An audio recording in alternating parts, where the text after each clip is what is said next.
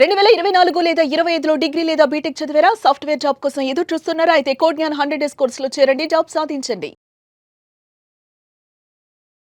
నమస్కారం ఉమా గారు. నమస్తే అమ్మా. 2026 సంవత్సరంలో జనవరి మాసంలో వృశ్చిక రాశి వారికి విద్యపరంగా, ఆరోగ్యపరంగా, సంతానపరంగా, విదేశీ పరంగా ఎలా ఉంటుంది? ఎన్ని గ్రహాలు వారికి ఈ మాసంలో అనుకూలిస్తున్నాయి? ఏ ఏ సందర్భాల్లో జాగ్రత్తలు తీసుకోవాల్సిన అవసరం ఉందంటారు? తప్పకుండా అమ్మా. ఈ యొక్క వృశ్చిక రాశి వాళ్ళకి ఈ జనవరి మాసంలో కొన్ని అద్భుతమైనటువంటి శుభయోగాలు కనబడబోతున్నాయి. అది ఏ ఏ రకంగా కనబడుతున్నాయో మనం మాట్లాడుకునేటువంటి క్రమంలో ఈ యొక్క వృశ్చిక రాశి వాళ్ళకి ఈ రాశి చక్రము ఏ విధంగా ఉంది, గ్రహాల యొక్క స్టేటస్ ఏ విధంగా ఉందో మనం చూస్తే కనుక ప్రధానంగా మిథునంలో గురువు వక్రగతిలో ఉన్నారు. సింహంలో కేతు అనేటువంటి ఆయన సంచారం చేస్తున్నారు. అయితే 15వ తారీఖు దాకా అరౌండ్ 13వ తారీఖున ఒక గ్రహం ట్రాన్సిట్ అయినా అరౌండ్ 15వ తారీఖున రవి, బుధ, కుజ, శుక్రగ్రహ సంచారములు మకర రాశిలోకి ప్రవేశిస్తున్నాయండి. అంటే ఈ యొక్క వృశ్చిక రాశి వాళ్ళకి అది 3వ స్థానం అవుతుంది. చాలా గొప్పది. అదే రాజయోగం వీళ్ళకి. అయితే ఆ 4 గ్రహాలు అక్కడ సంచారం చేస్తుంటే చంద్రుడు కూడా ట్రావెలింగ్ చేస్తూ ఉంటారు. ఇది 2.5 రోజులకు ఒకసారి. కుంభంలో రాహు అనేటువంటి ఆయన సంచారం చేస్తున్నారు. మీనంలో శనిగ్రహం అనేటువంటిది సంచారం చేయడం జరుగుతుందండి. ఈ క్రమంలో వృశ్చిక రాశి వాళ్ళకి 4 గ్రహాలు దివ్యంగా అనుకూలిస్తూ ఉన్నాయమ్మా. అయితే 4 గ్రహాలు కూడా ఎప్పటి నుంచి అనుకూలంగా ఉంటాయి అంటే 15వ తారీఖు దాటాలండి. 15వ తారీఖు దాటేంత వరకు కూడా మీ జీవితంలో ఎలాంటి మార్పులు ఉండవు. అంటే ఒక పండుగ, ఈ మకర సంక్రాంతి పండుగ దాటేంత వరకు ఏది ఉండదండి. మకర సంక్రాంతి దాటిన తర్వాత రవి, కుజ, శుక్రగ్రహ సంచారములకి బలం పెరుగుతుంది. దీనివల్ల ఎవరైతే ఉద్యోగస్తులు కానీ వ్యాపారస్తులు కానీ ఉంటారో వాళ్ళకి అవకాశాలు అనేటువంటివి పెరుగుతాయి. ఇప్పటి వరకు నాకు ఒక ప్రాజెక్ట్ వచ్చిందండి, ఒక జాబ్ వచ్చిందండి, దానికి సంబంధించిన ఆఫర్ లెటర్ వచ్చింది, కానీ ఎప్పుడు జాయిన్ అవ్వాలి, ఈ యొక్క ప్రాబ్లమ్స్ ఏదైతే ఫేస్ చేస్తుంటారో వాళ్ళకి ఖచ్చితంగా 15వ తారీఖు దాటిన తర్వాత నుంచి రాజయోగం పడుతుందండి.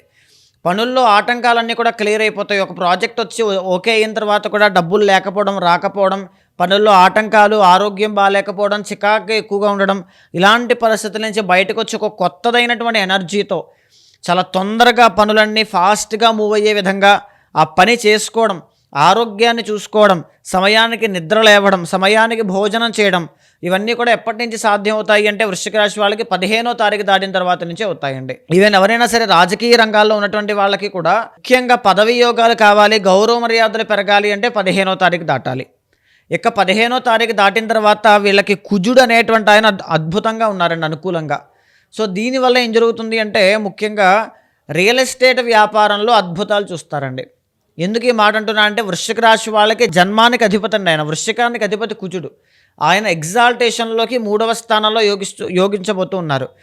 ఎవరైతే ఈ అనారోగ్య సమస్యతో కానీ అప్పుల బాధతో కానీ తీవ్రంగా ఇబ్బంది పడుతూ ఉంటారో, అప్పుల బాధ అండి ఖచ్చితంగా కుజుడు పెరగబోతున్నారు. మీకు చాలా అదృష్టం ఇది యాక్చువల్లీ చెప్పాలి అంటే.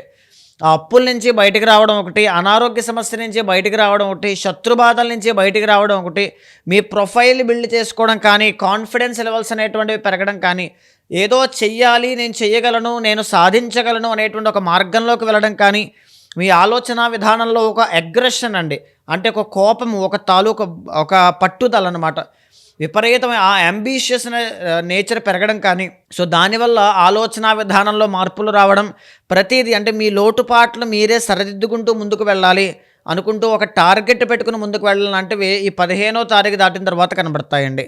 తర్వాత శుక్రుడు కూడా మీకు ఈ మాసం మొత్తము కూడా అనుకూలంగా ఉన్నారు.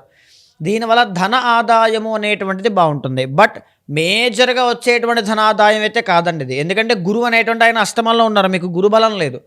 అంటే ఎలా ఉంటుందంటే ద్వితీయంలో, తృతీయంలో శుక్రుడు ఉన్నారు కాబట్టి ఏదో ఆ టైంకి కంటి తుడుపు కోసం కావచ్చు, మిమ్మల్ని మోటివేట్ చేయడం కోసం కావచ్చు, శుక్రుడు అనేటువంటి ఆయన ఏదో ఒక డబ్బుని, ఒక పార్టీని, ఒక ఫ్రెండ్స్ని, ఒక బంధుమిత్రుల యొక్క కలయికని, ఒక కొత్త కొత్త బట్టలు కొనుక్కోవడం కానీ, ఒక వస్తువు కొనుక్కోవడం కానీ, లేకపోతే ఒక ఆభరణం కొనుక్కోవడం కానీ, ఇలాంటిది మీ జీవితంలో ఒక స్పెషల్గా ఇవ్వడానికి, ఒక గిఫ్ట్ ఇవ్వడానికి ఇలాంటివి చేస్తుంటారు.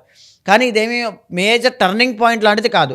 కానీ రవికుజులు ఈ యొక్క ట్రాన్సిట్ అనేటువంటిది మాత్రం మీ ఆలోచన విధానంలో మార్పులు, పనులన్నీ కూడా సమయానికి పూర్తవడం లాంటివి జరుగుతాయి. డబ్బు విషయంలో మాత్రం గురుబలం పెరిగేంత వరకు అంటే జూన్ 1వ తారీఖు దాకా వెయిట్ చేయాల్సిందేనండి. అయితే ఈ యొక్క శుక్రబలం వల్ల మెరిటల్ లైఫ్లో ఉండేటువంటి మాట పట్టింపులన్నీ కూడా క్లియర్ అయ్యే అవకాశాలు ఎక్కువ ఉంటాయండి. అంటే కొంచెం ఏదో ప్రశాంతంగా సరదాగా బయటకు వెళ్ళడం, ట్రిప్ వేయడం కానీ ఇలాంటివి జరిగేటువంటి అవకాశాలు చాలా ఎక్కువ ఉంటాయి.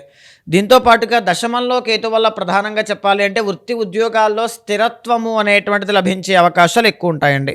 సో దీనివల్ల మీ ఆలోచన విధానంలో మార్పులు రావడం, ఒక పర్టికులర్ ఒక కంపెనీ పెట్టి ఆ కంపెనీలో నేను స్థిరపడాలి, లేకపోతే ఎదగాలి, నేను అది చెయ్యాలి, లేకపోతే ఈ ఉద్యోగంలో ఇంకా ఉన్నతమైనటువంటి స్థానానికి వెళ్ళాలి అనే ఆలోచనలు అనమాట. సో మార్పులు చేర్పులు అయితే ప్రధానమైనది కాదు, ఆ ఉన్న దాంట్లోనే ఎదగాలి అనేటువంటి ఆలోచనలు ఎక్కువ ఉంటాయి. అయితే ఈ మాసంలో మీకు వచ్చేటువంటి ఇబ్బందులు ఏంటి అంటే కుటుంబపరమైనటువంటి ఒత్తిడి పెరుగుతుందండి. కుటుంబ పరంగా కావచ్చు, తల్లికి సంబంధించినటువంటివి కావచ్చు, లేకపోతే ఇంటికి సంబంధించిన ఇల్లు కట్టుకుంటూ ఉంటే దానికి సంబంధించిన ఆటంకాలు ఎక్కువగా రావడం కానీ, లేకపోతే మానసికంగా ఒత్తిడి ఎక్కువగా పెరగడం కానీ ఇలాంటివి ఉంటూనే, పంచమంలో శని కాబట్టి ప్రేమ వ్యవహారాల కోసం కష్టపడతారండి బాగా.